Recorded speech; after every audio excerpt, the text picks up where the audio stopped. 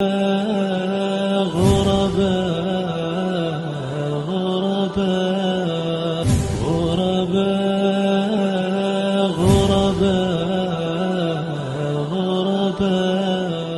listen, before we begin, brothers, sisters, inshallah, may Allah bless all of you for the efforts, the jihad that you waged, that you made, coming consistently, all the people that are here, inshallah. I have to make mention of this, especially for you younger brothers, 18, 19, you're the majority of the people in this class. You know, when you're sitting in front of me and you have your feet out, I say put your feet in. I know you don't mean to do it out of disrespect, and I always tell you to do that so you'll learn the etiquettes of the masjid. Not just for me, but when you go in another masjid, wherever you learn it from someone, you know how to sit. All of you heard of the hadith of Jibril, salawatullahi wassalamu alayhi, when he came to the Prophet sallam, and his hair was exceedingly black, and his foal was exceedingly white. And he came down and he sat with the Prophet, to the Prophet. How did he sit to the Prophet? How did he sit? Sat close to him. Yeah, but how? What did he do? Huh? Is it like that position? He was sitting just like he's sitting, like you're sitting at the shop. This is how you're sitting. Rasulullah was sitting like that, and Jibril was sitting like that. And Jibril put his knees to the knees of Rasulullah, close. And after all of that hadith, he said, do you know who that was? He asked Umar, do you know who that was who came and asked those questions? What is Iman? What is Islam and Iman and Ihsan, Yawm al-Qiyamah, and what's the signs? He said, Allah and His Messenger know best. He said, that was Jibril. He came to teach you your religion. So the way Jibril came, he had nice clothes on, clean clothes. His hair was, taken care of. And he sat with adab. So now when I tell you guys, don't sit like that, it's not to give you a hard time. It's so that you will learn. This is the etiquette of the masjid. Second thing is, in that hadith of Jibril, his clothes were exceedingly white and his hair was exceedingly black. That goes to show when you come to the masjid especially, you should have nice clothes. Shouldn't be a bump. Now, I'm not going to make it difficult. Nice is different to different people. But your clothes should be clean. It shouldn't be a bum. So now, my brother over here, what's your name again? Abdullah, one of my favorite students. But I want to make this clear to you. If Abdullah was in his house, no problem, be in your house like that. But in the masjid, this is not a good way to come. Now, I don't want Abdullah to be embarrassed. You know you my man. Do you doubt if I love you, Abdullah? I ask you by Allah, believe that. Do you believe I love you? I don't love you. Wallahi, I got love for you, young man. Like you. You're my son. All of you, I got love for you. And if I didn't love you, I just let you do what you want to do. So when you come to the masjid, you should have your knees covered. You shouldn't come with a vest. You know the Nike shirt? I would make a big deal out of Nike. You know, some people say, Nike, haram. I'm not going to make a big deal out of that. Because your arms are covered. Although you have that Nike, your arms are covered. But having your knees not covered, can't pray like that. All right? So you guys, inshallah, I just wanted to say that at the beginning. Now, as for the class, we are going to continue from the last class. And the reason why we're going to continue from the last class is because those brothers reached out to me. Lameen, Abu Rayyan, what's that other brother from, what's his name? Imran. They were saying, oh, don't start the Nawaqid class because there are only 10 Nawaqid. It's not a lot. As for this book, there's a lot to go through. Although we're going to jump over a lot, we're not going to do everything. But the Nawaqid doesn't have a lot, so they asked me to delay that. So we're going to delay the Nawaqid and just take the next ayah from Kitab al-Tawheed. But before we move on, I'm going to ask you questions. Are you ready? Yeah. Okay, my man. From the Aqsam of Tawheed is Tawheed al-Rububiyyah. What is Tawheed al-Rububiyyah? What is that? Believing in Rob. Believe that Believing. Allah has the right. Is the Rabb. Only the Rabb. That's it. Mudabbir. He's the Mudabbir. What else? Khaliq. And he's the Khaliq. Good job. And there are ayat for that. What's a dalil that Allah is the Rabb for Tawheed al-Rububiyyah? What's one dalil? Qul huwallahu.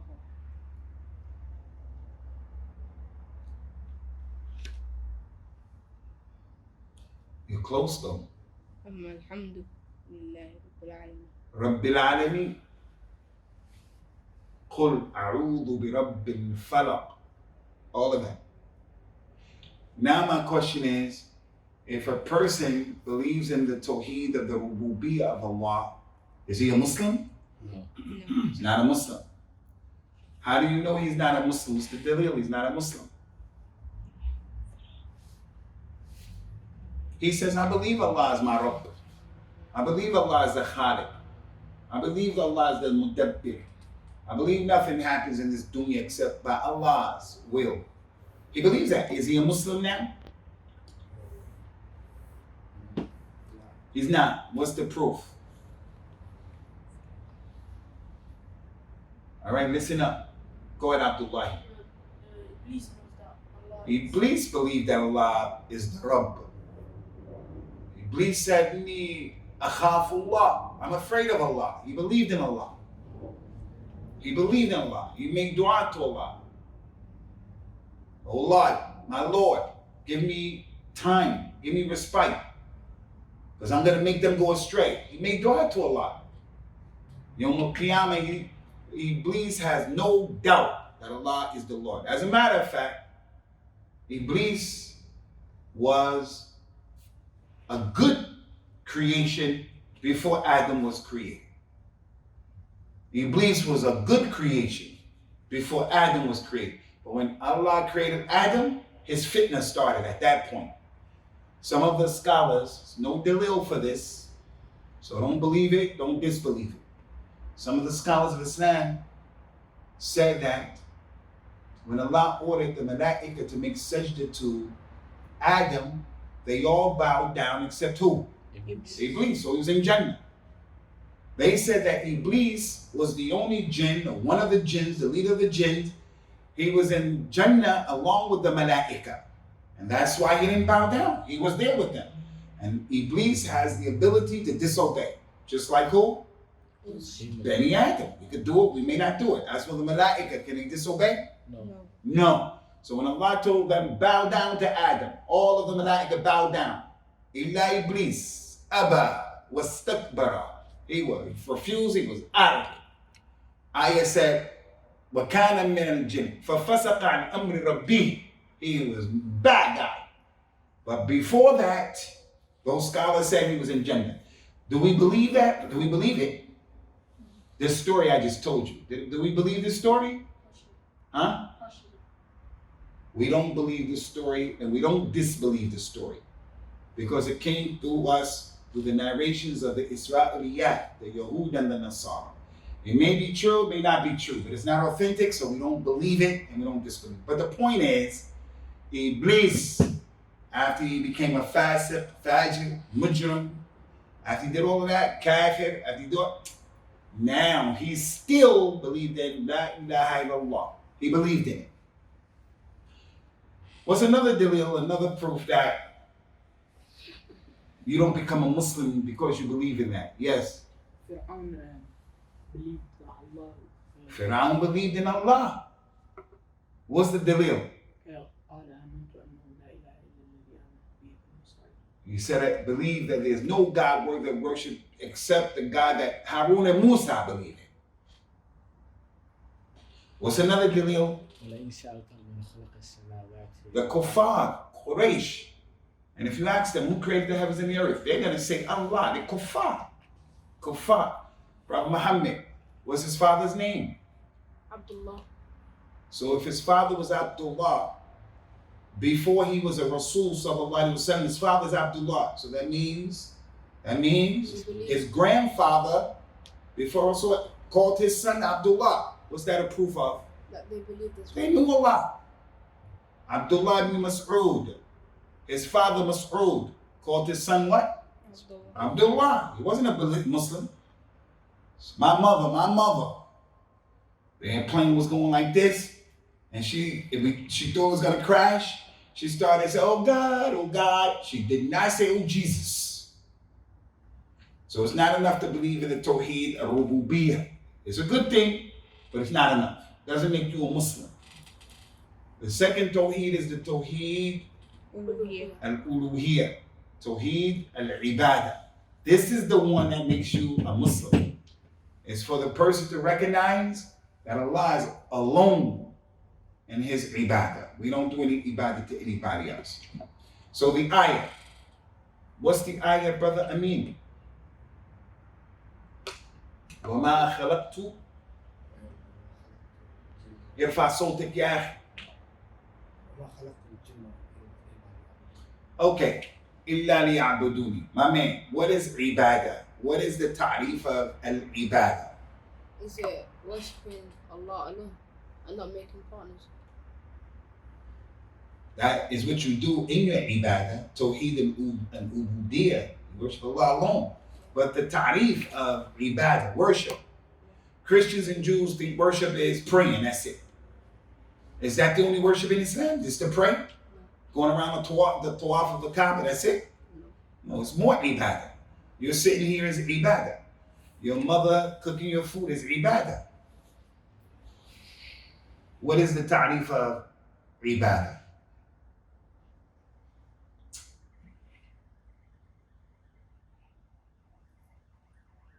Yes. The ibadah, the worship you do inside, internally and externally, which pleases Allah. You do it for Allah's sake. The actions, ibadah, اسم جامع لكل ما يحبه الله ويرضاه من الأقوال والأفعال الظاهرة والباطنة. Give me an example of an action that is batin. It's an inside. It's not apparent. Al-khawf min Allah. It's ibadah. Give me another example. You can't see the ibadah, but you're doing it. But Allah loves it. Give me an example. Yes. Fasting. Can you see if someone's fasting? No. Give me another example. Tawakkul. Shyness. Shyness. Al-haya. حسن الظن. Huh? حسن الظن. حسن الظن. Al-raja. Al-sabr. All of that. Give me an example of ibadah that you can see. Going around Tawaf around the Kaaba. giving zakah. Giving zakat. Pray. You know that hadith, somebody just said haya. That includes both of them. The Prophet said, sallallahu alaihi wasallam, look at this hadith. This is an important hadith to get this hadith. He said, al-iman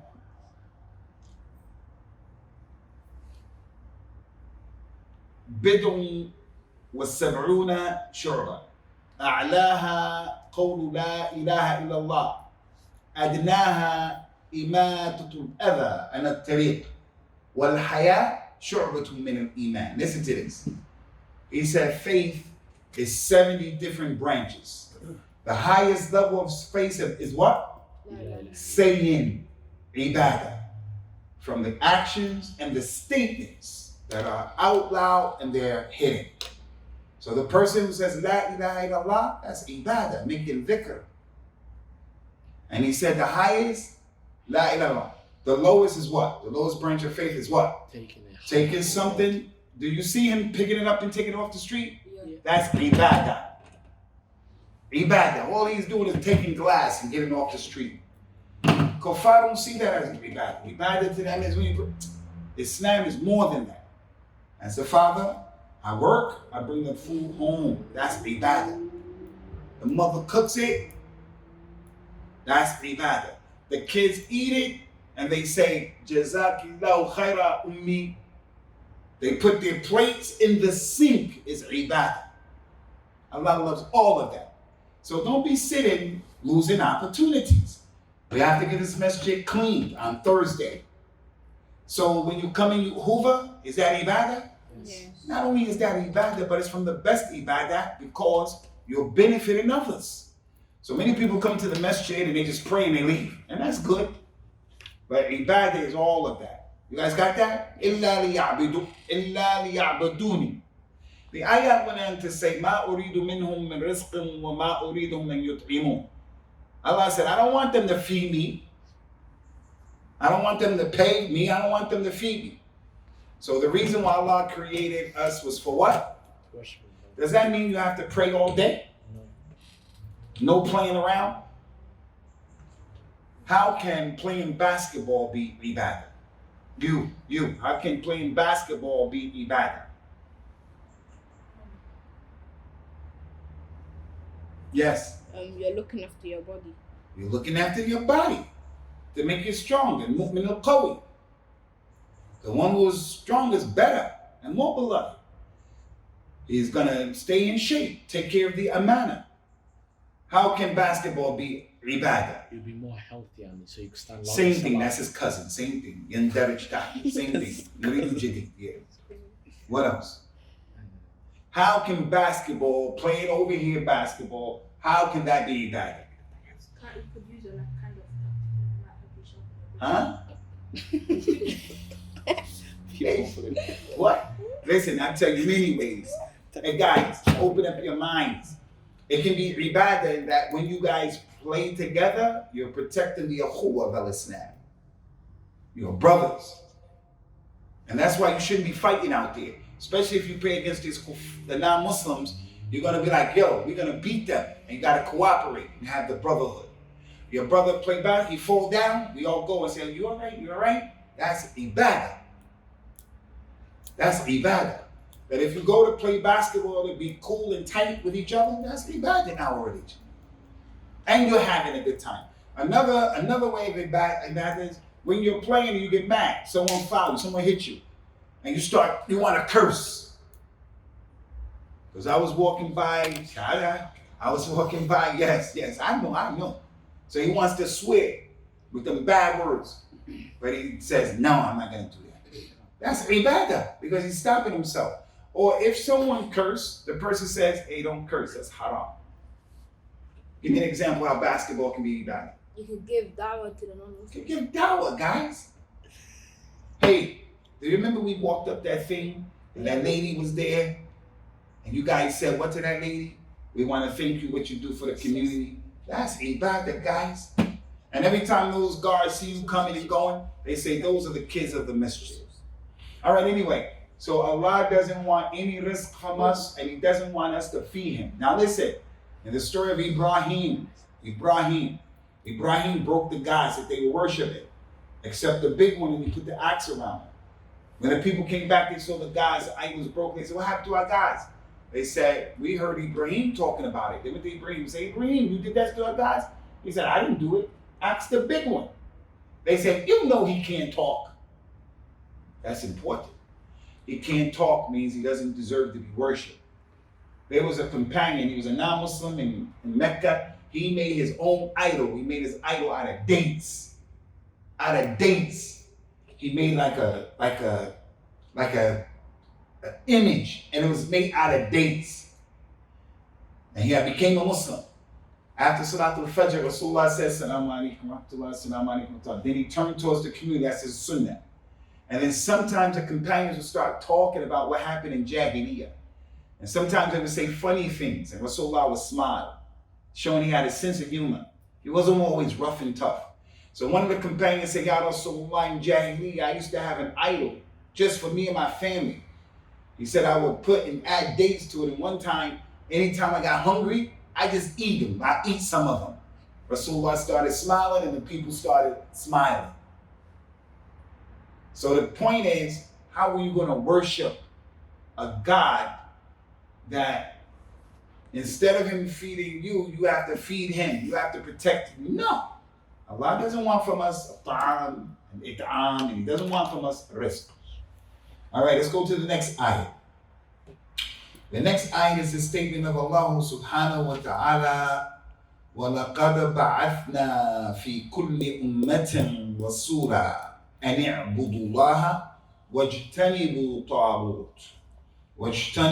الطَّاغُوتَ وَلَقَدْ بَعَثْنَا فِي كُلِّ أُمَّةٍ رَسُولًا أَنِ اعْبُدُوا اللَّهَ وَاجْتَنِبُوا الطَّاغُوتَ.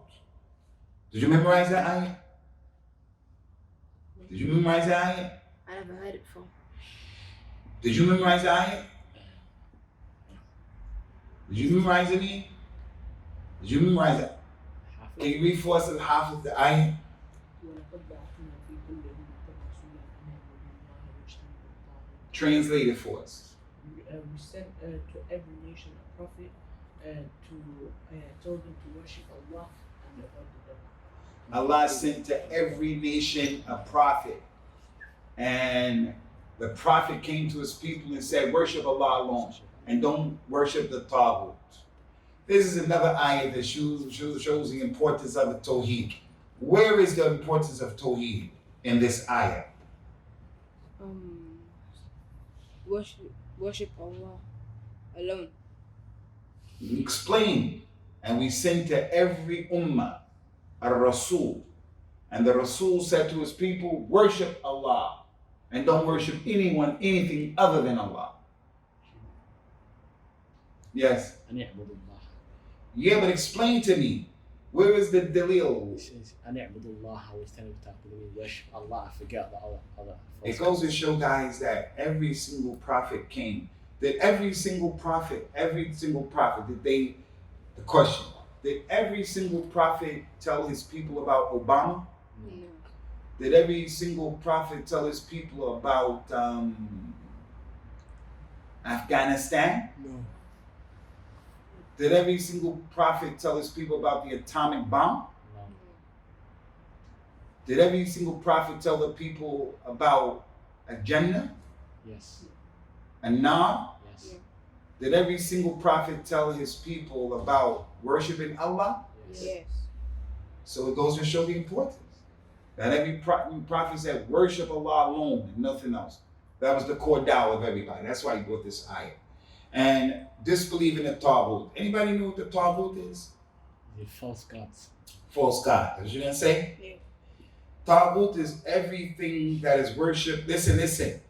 At-Taghut means many things. Egypt with Taghut. The Taghut is everything that is worshipped along with Allah is a Taghut. Worship Allah, wajtanibu Taghut. And this, wajtanib and ijtinab means to stay away. Allah could have said, don't worship, but he didn't say that. He said, stay away, which is even more clear. Stay away from it. He didn't say don't worship, he said stay away. So if you can't be by it, then you can't worship it. So the Taghut is everything that is worshipped other than Allah. Now I'm going to ask you this question, inshallah. The Taghut is everything that is worshipped other than Allah. But is Isa ibn Maryam, is he worshipped along with Allah? Do people worship like Isa? Yeah. Is he a Taghut? No. No, why not? Because he didn't ask to be worshipped. Good job, my brother. Good job. Pay attention to that. A Taghut comes from the word tughyan. Someone hits you and you come and you punch him in his head and you knock him out. That's tughyan. You went overboard. That's too much what you did. Taghut comes from that. Tughyan. To go overboard.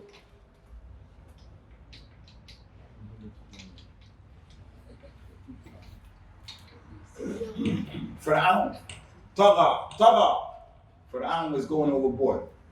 Now listen, everything that is worshipped along with Allah is Taghut, but if it is a prophet and a messenger, he's not a Taghut. If it is a righteous person, is he a Taghut? No. If the person is not asking people to worship him, he's not a Taghut. And Allah is going to free that person from them Yawm al-Qiyamah. What's the dalil for that? Good job. If you see those people who follow, the ones who are followed, and then the ones who are followed are going to free themselves from them Yawm al-Qiyamah. Ain't got nothing to do with you. We didn't ask you to do that. What's another dalil? Good job. Yes. So in their judgment, Isa ibn Maryam will Good say, job. I'm free from them. يا عيسى ابن مريم أنت قلت للناس اتخذوني وأمي إلهين من دون الله. He's gonna say Subhanaka. I didn't say that. They're lying. The sun, people worship the sun, right? Yeah. Is the sun a taboo? Mhm. No. No. Sun never asked anybody to worship them. The sun is gonna free itself from all of that. Everything that's worship, yes. How about inanimate objects? They didn't ask for it either. Well, inanimate objects, Yom Qiyamah won't have anything to say or do because they have no soul, anything like that. But these things will come and bear witness against people, Yom Qiyamah, for or against. Like this masjid will bear witness that you pray here, you pray there, you pray there. What's that surah again? إذا زلزلت الأرض زلزالها وأخرجت الأرض أثقالها وقال الإنسان ما لها يومئذ تحدث أخبارها. It'll talk about his business. What's that other ayah that the person will say about his body? And the body will say أنطقنا الذي أنطق كل شيء. وقالوا لجلودهم لما شهدتم عليهم. Yeah. They will say to their skin, why are you telling on us? And the skin will say, we were given the ability to talk by Allah on this day. So these things will bear witness against it for people. And it'll free itself if it wasn't getting worship. So that's important. All right? So we're going to stop there. It's 45 minutes. We're going to stop there. You guys have any questions? Any more questions? I want you to memorize this ayah, all right? In Surah Al-Nahl. Anybody know what Nahl means? Ant. B. B. B. Lemmy. I said B. B. Ayah number 36. Let's guess the one. But you guys did good. You guys did good. You gonna memorize it, brother? Sheikh, we're going to talk about the stories of the prophets. Yeah, it's coming up, man. All of that. When? I told them we want to do a class just about that. If you guys decide what class you want to do that day. But Sure. don't get tired of this. Sure. You guys having the right aqeedah is important, brother. Because some of you guys want to just sit and hear stories. And then Ibrahim, Musa, the danger of death came and he punched him in his eye, and you say, oh, really? Because that was happening. And we love those stories. But part of the religion is other than that. Okay, guys? Inshallah. Let me get on it. Assalamu alaikum. Where you guys get ready to go? غرباء غرباء غرباء غرباء غرباء غرباء